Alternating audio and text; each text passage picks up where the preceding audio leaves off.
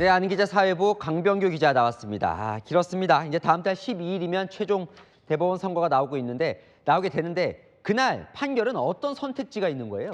네, 일단 유죄를 확정하는 경우가 있습니다. 조 대표가 실형을 확정받으면 정치 활동을 계속하긴 어렵습니다.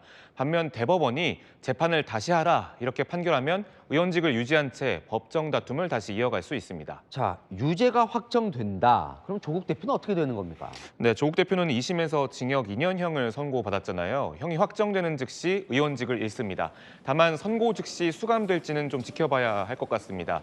1, 2심에선 선고 직후 곧장 수감되기도 하지만 대법원 단계에선 별도의 절차를 밟기도 합니다. 과거 한명숙 전 국무총리나 김경수 전 경남지사 때도 대법원 선고 후 하루나 이틀 신변을 정리할 시간이 주어졌습니다. 근데 지금 조 대표가 조국 혁신당 대표란 말이에요. 이 네. 대표직은 어떻게 돼요? 네, 조 대표는 유죄가 확정될 경우에 대해서 이렇게 얘기한 바 있었습니다. 뭐 감옥 가야죠. 방법이 없죠. 못 읽었던 책 읽고 푸시업하고 뭐 스쿼트하고 플랭크하고 이러면서 건강관리 열심히 해서 그 기간 나와야 되죠. 네, 조국 혁신당 당원에는 다른 정당과는 다른 점이 한 가지 있는데요.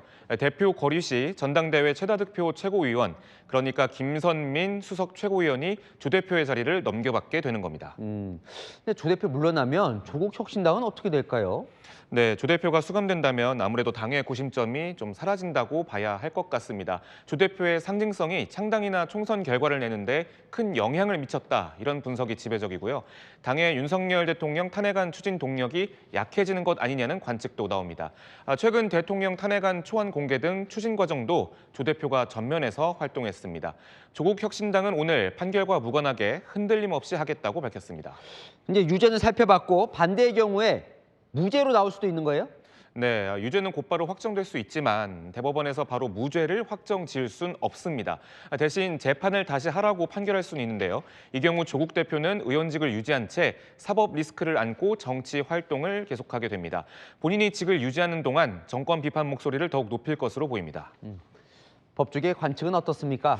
네, 좀 법조계 얘기를 좀 들어보면요. 먼저 혐의가 크게 두 가지인데요. 일단 입시 비리 혐의는 배우자인 정경심 전 교수가 이미 유죄 확정 판결을 받았잖아요. 조 대표 역시 결론을 뒤집긴 어렵다는 관측이 나옵니다. 또 하나, 2021년 8월 정경심 교수가 입시 비리 등 혐의로 2심에서 징역 4년형을 선고받았죠. 그때 재판장인 엄상필 부장판사가 대법관에 임명됐는데 지금 조국 대표 사건의 주심 대법관입니다.